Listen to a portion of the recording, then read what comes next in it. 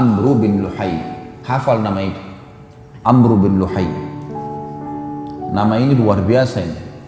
Karena baginda Nabi SAW mengatakan, aku diperlihatkan Amru bin Luhai di neraka, isi perutnya keluar sambil dia memegangnya, karena dialah orang yang pertama mengganti ajaran Ibrahim alaihissalam.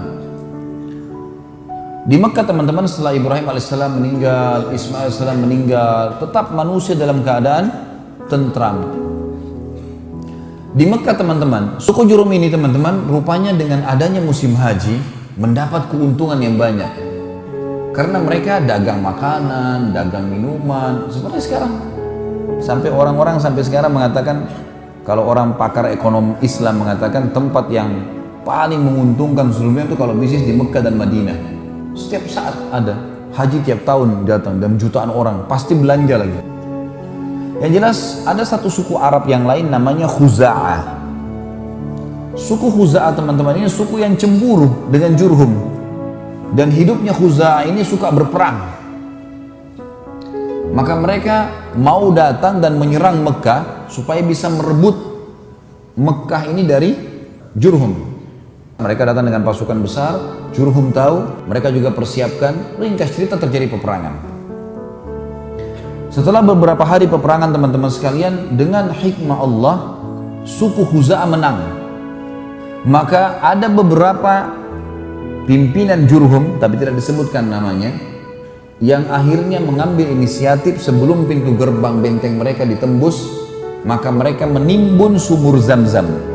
Dan mereka sepakat untuk tidak ada yang berbicara kalau pasukan Khuza'ah berhasil masuk. Nggak ada yang tunjukkan di mana air Zam-Zam itu. Masuklah mereka dan berhasil memenangkan peperangan teman-teman sekalian, dan memimpin Khuza'ah di Mekah itu ahli sejarah mengatakan antara 300 sampai 500 tahun, tapi tidak ada air. Ringkas cerita, ada satu orang namanya Amr bin Luhai ini memimpin.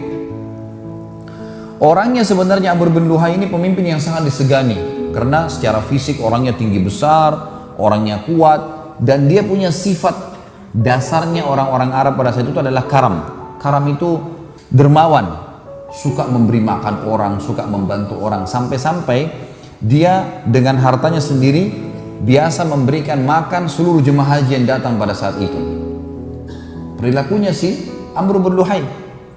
Cuma dia bukan orang yang mengikuti ajarannya Ibrahim alaihissalam. Suku yang lain dari luar datang merebut Mekah. Dia nggak ngerti nih ajaran Ibrahim alaihissalam. Dia cuma tahu nih jemaah haji, orang datang ya begitulah. Kemudian dia menggunakan dengan sukunya kesempatan untuk berdagang juga pada saat itu.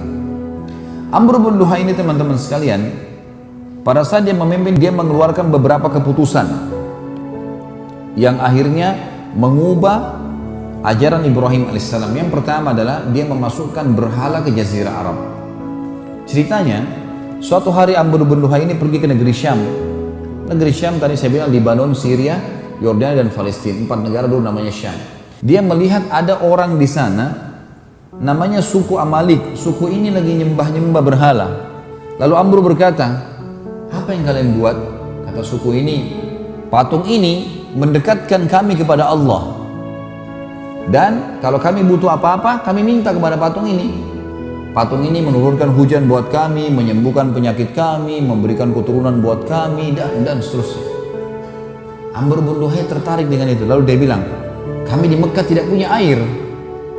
Maka dia bilang, saya akan beli beberapa patung, saya bawa ke Mekah. Siapa tahu patung ini nanti bisa mendatangkan air buat kami. Maka dia pun akhirnya membeli patung. Dan patung yang pertama dia masukkan ke Mekah namanya Hubal. Patung ini dibawa sama dia, kemudian patung tersebut diletakkan di pintu gerbang Mekah. Lalu dia memerintahkan seluruh masyarakat Mekah pada saat itu untuk meminta agar semuanya tiap hari datang minta kepada patung agar Mekah mendapatkan sumber air. Karena dia seorang raja yang disegani pada saat itu dan sudah cukup lama ajaran Ibrahim dan Ismail salam berlalu, maka orang-orang pun mengikutinya. Maka yang terjadi teman-teman sekalian, semua orang Mekah pada saat itu mulai menyembah Hubal. Pada saat itu masyarakat Mekah masih mengenal Allah, tahu haji ini, rumah ini punyanya Allah, tapi mereka dalam arti kata ibadahnya ini masih dicampur baur dengan kemusyrikan. Berjalan beberapa waktu, Amr bin Luhai mengeluarkan instruksi setiap suku di Mekah harus buat patung sendiri. Kemudian meletakkan di depan sukunya. Pada saat itu tersebarlah banyak patung teman-teman sekalian. Di antaranya yang terkenal adalah patung Hubal tadi disembah oleh seluruh masyarakat Mekah. Kemudian ada patung Wud. Patung Wud ini yang paling banyak disembah oleh suku Kalb. Kemudian ada Suwa' yang disembah oleh suku Hudzail. Ada Yaguth yang disembah oleh suku Tai. Kemudian ada Ya'uq disembah oleh wilayah Hamazan. Kemudian Yathar disembah oleh penduduk negeri Yaman. Jadi awalnya di Mekah dulu nih, Hubal tadi kan, satu masyarakat Mekah. Lalu seluruh suku disuruh buat patung. Nah pada saat musim haji, mereka lihat orang-orang Mekah sembah patung. Jemaah hajinya terpengaruh. Kenapa kalian buat ini? Oh ini menurunkan hujan buat kami, ini menyembuhkan kami, ini begini. Orang-orang Mekah yang sebarin dari Amr bin Luhai ini. Kemudian Amr bin Luhai keluarkan instruksi lagi untuk semua penduduk Mekah menjadikan buat patung ini adalah sumber pendapatan.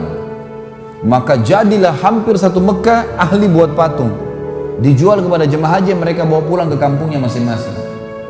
Dan ini semua patung-patung yang saya sebutkan namanya tadi, yang oleh baginda Nabi SAW semua dihancurkan di pembebasan kota Mekah.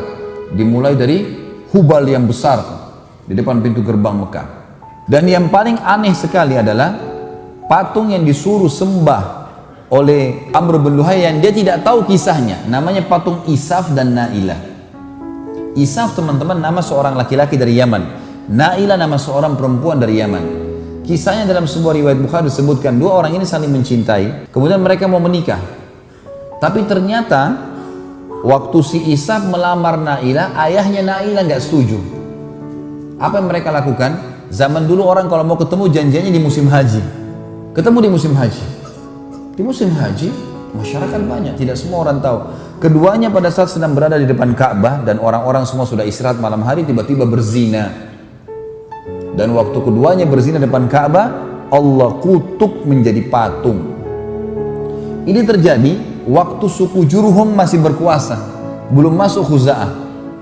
Apa yang terjadi teman-teman? Suku Jurhum meletakkan Isaf di Gunung Safa dan meletakkan Nailah di Gunung Marwah agar jadi pelajaran. Setiap orang sa'i, nih lihat nih, buat dosa di depan Ka'bah, ini hasilnya. Waktu Amr bin Luhai masuk, dia nggak ngerti nih, ini patung apa yang dikira memang orang Mekah sembah patung gitu. Lalu dia menyuruh patung Isaf dan Nailah dipindahkan dekat Ka'bah dan disuruh sembah. Jadi disuruh sembah apa? Manusia yang dikutuk oleh Allah karena berzina. Baik teman-teman sekalian, selanjutnya yang dikerjakan oleh Amr bin Luhai adalah mengubah talbiyah. Mengubah talbiyah ini, talbiyah yang masyhur di zaman Ibrahim alaihissalam adalah talbiyah yang disyariatkan dalam syariat Nabi Muhammad alaihi wassalatu wassalam. Labbaik Allahumma labbaik, labbaik la syarika laka labbaik, innal hamda wan ni'mata laka wal mulk la syarika lak. Artinya, aku menjawab panggilanmu ya Allah. Aku menjawab panggilanmu dengan santun ya Allah. Aku menjawab panggilanmu dengan santun dan tidak ada sekutu bagimu. Sesungguhnya segala puji-pujian dan nikmat serta kerajaan hanya milikmu dan tidak ada sekutu bagimu. Sampai sini adalah talbiyah yang masyru', talbiyah yang dianjurkan. Amr bin Luhai datangkan kalimat terakhir ditambahkan illa syarikan huwa lak tamlikuhu wa ma malak. Kecuali sekutu yang kau miliki dan kau kuasai. Ini kalimat syirik, nggak boleh. Artinya berarti Allah punya sekutu, sementara Allah mengatakan la syarika, tidak ada sekutu baginya. Amr bin Luhai lalu menetapkan syariat bagi masyarakat Mekah yang ia karang sendiri, keluar dari ajaran Nabi Ibrahim alaihi salatu wassalam, yaitu pensakralan hewan tertentu, bahira, saibah, wasilah dan ham. Allah yang maha tinggi dan maha mulia menceritakan kasusnya dalam surah Al-Ma'idah. Saya bacakan ayatnya surah Al-Ma'idah, surah nomor 5 ayat 103. Ini Allah ceritakan tentang pensyariatnya Amr bin Luhai di Mekah nih. A'udzu billahi minasyaitonir rajim. Ma ja'alallahu min bahiratin wala sa'ibatin wala wasilatin wala hamin walakinnal ladzina kafaru yaftaruna 'ala Allahil kadhib wa aktsaruhum la ya'qilun. Allah sekali-kali tidak pernah mensyariatkan bahira, sa'ibah, wasilah dan ham. Akan tetapi orang-orang kafir membuat-buat kedustaan terhadap Allah dan kebanyakan mereka tidak mengerti. Maksudnya orang kafir adalah Amr bin Luhai yang akhirnya disyariatkan di Mekah. Apa itu hewan-hewan teman-teman? Bahira adalah unta betina yang telah beranak 5 kali.